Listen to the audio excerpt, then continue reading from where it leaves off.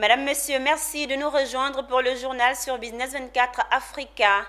Il s'est ouvert récemment au pôle scientifique de l'université à Bingerville un dialogue politique et technique de haut niveau sur la certification des semences, exemples de maladies et la réponse rapide aux incursions de phytopathogènes émergents en Afrique centrale et en Afrique de l'Ouest.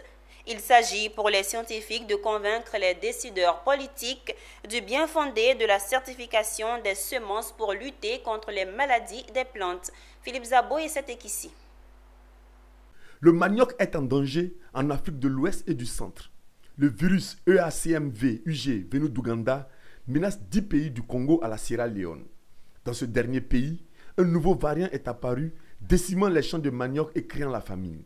Pour le stopper, le Centre régional d'excellence pour les phytopathogènes transfrontaliers, en anglais WAVE, a construit un réseau de 13 institutions de recherche agricole dans les 10 pays menacés. Mais en plus de ces laboratoires, une politique commune de riposte s'impose, d'où l'importance du dialogue politique de haut niveau. Le manioc, qui constitue la base de notre alimentation, et pour parler comme tout le monde, l'attiéké ou alors le garba, est menacé.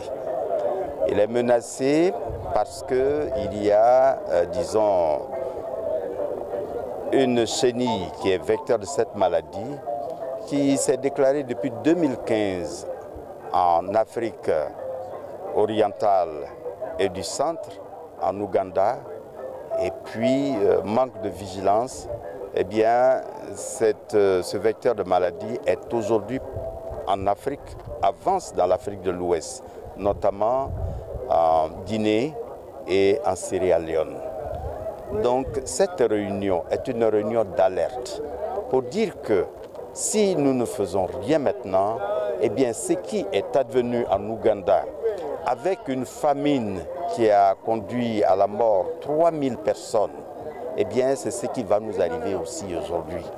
Le système préférentiel de propagation de cette maladie, c'est pas la bouture, c'est pas les hommes. Donc il faut que les hommes soient informés, il faut qu'il y ait la certification des semences.